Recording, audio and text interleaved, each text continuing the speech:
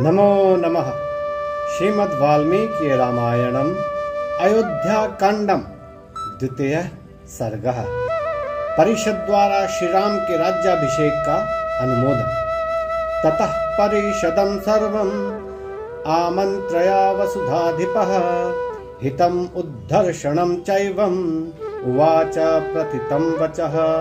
तत्पश्चात महाराज दशरथ ने समस्त परिषद को बुलाकर हितकारी, हर्षजनक और प्रथित अर्थात सबको सुनाई पड़ने योग्य वचन कहा। विदितं भवतामेतद् यथा मे राज्यमुत्तमं पूर्वकैर्मम राजेन्द्र सुतवत् परिपालितम्। जिस प्रकार हमारे पूर्वज नरेंद्रों ने पुत्रवत इस विशाल राज्य का पालन किया है, यह तो आप लोगों को ज्ञात ही है। सोहमिक्ष्वाकुभि सर्वैर् नरेंद्र प्रतिपालितं श्रेयसा योक्तुमिच्छामि सुखार्हम् अखिलम जगत। मैं इक्ष्वाकु वंशी राजाओं द्वारा प्रतिपालित संपूर्ण राज्य को सुख और कल्याण से युक्त करना चाहता हूँ। मयाप्याचरितं पूर्वै पंथानम् अनुगच्छतः प्रजा नित्यम् अनिन्द्रेण यथाशक्त्याभिरक्षितः। मैंने भी अपने पूर्वजों के मार्ग का अनुसरण करते हुए प्रमाद रहित यथाशक्ति प्रजा का पालन किया है। इदं शरीरं कृत्स्नस्य लोकस्य चरिताहितं पाण्डुरस्य तपत्रस्य छायायां जरितं मया। प्रजाजनों के हित की कामना करते हुए इस श्वेत राज छत्र के नीचे मेरा यह शरीर जरा जीर्ण हो गया है। जीर्णस्य शरीरस्य विश्रांतिम् अभिरोचये राजप्रभावजुष्टां हि दुर्वहम् अजितेन्द्रिये।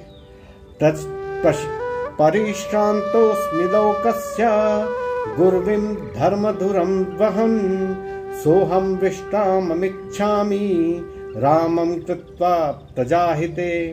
अब मैं चाहता हूँ कि इस जीर्ण शरीर को विश्राम दूं, पराक्रम द्वारा सेवन करने योग्य और अजितेंद्रिय पुरुषों से न उठा सकने योग्य इस संसार के धर्म रूपी धुरा को ढोते हुए अब मैं थक गया हूँ। अतः राम को राज कार्य में लगाकर मैं विश्राम ग्रहण करना चाहता हूँ। यदिदं मेनुरूपार्थं मया साधु सुमंत्रितं भवन्तु मेनुमन्यन्तां कथं वा करवाण्यहम्। यदि मेरा यह विचार उचित और योग्य हो तो आप मुझे अनुमति दें, अथवा जो करना उचित हो वह बतलावें। इति ब्रुवन्तं मुदितः प्रत्यनन्दन् नृपानृपं वृष्टिमन्तं महामेघं नर्दन्ता इव बर्हिणः। महाराज दशरथ के इन वचनों को सुन सब राजा लोगों ने वैसे ही प्रसन्नता प्रकट की जैसे बरसते हुए बादल को देखकर मोर प्रसन्नता प्रकट करते हैं। स्निग्धोनुनाद संजज्ञे तत्र हर्ष समीरितः जनो घोद्घुष्ट सन्नादो मेदिनीं कंपयन्निव।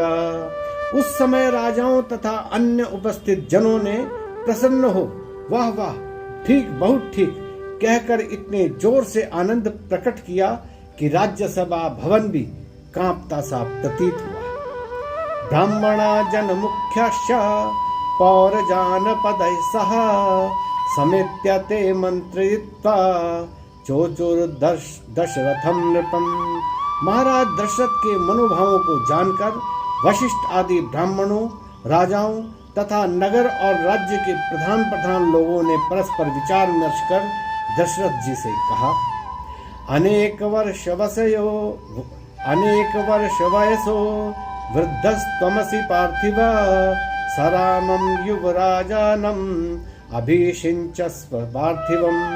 हे राजन, आप राज्य करते करते बहुत वृद्ध हो गए हैं, अतः अब आप श्री राम को युवराज पद पर अभिषिक्त कर दीजिए। इच्छामो हि महाबाहुं रघुवीरं महाबलं गजेन महता यान्तं रामं छत्रावृताननम। हमारी हार्दिक अभिलाषा है कि महाबाहु एवं महाबली श्री राम एक बड़े हाथी पर बैठकर और सिर के ऊपर राज छत्र लगाए हुए चले और हम यह शुभ दृश्य देखें। इति तद्वचनं श्रुत्वा राजा तेषां मनः प्रियम् अजानन्नेव जज्ञासुर इदं वचनमब्रवीत्। महाराज दशरथ ने उन सब के ये प्रिय वचन सुन अपने मन का अभिष्ट जानने के लिए उनके मन का अभिष्ट जानने के लिए अनजान मनुष्य की भांति उनसे पूछा।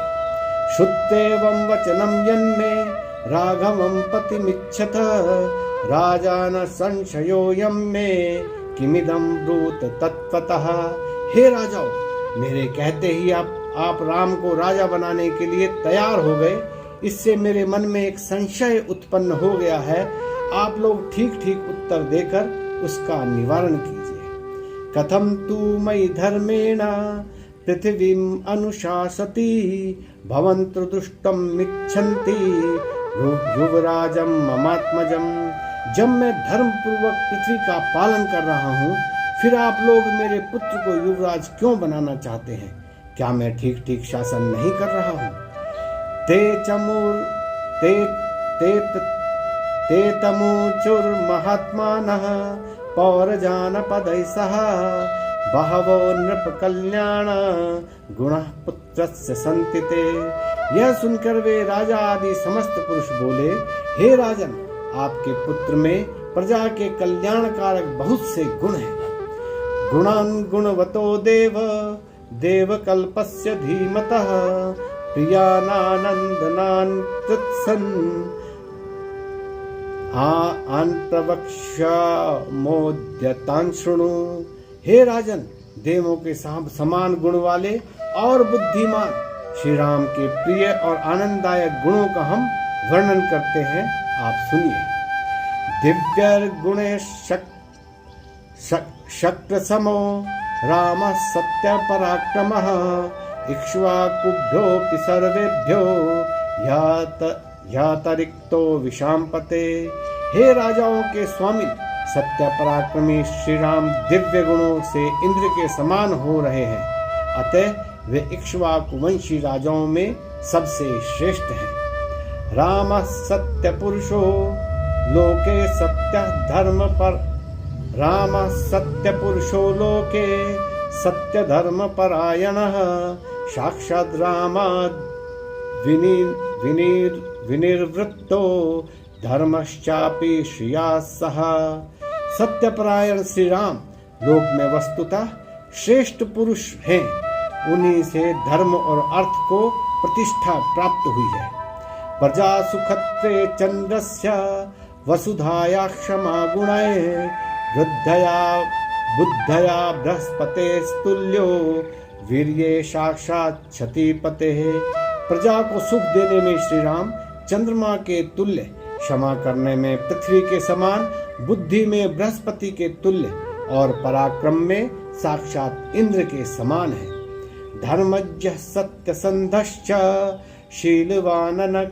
शीलवानन सूयकः शांता शांतविता लक्षणः कृतज्ञो विजितेन्द्रियः।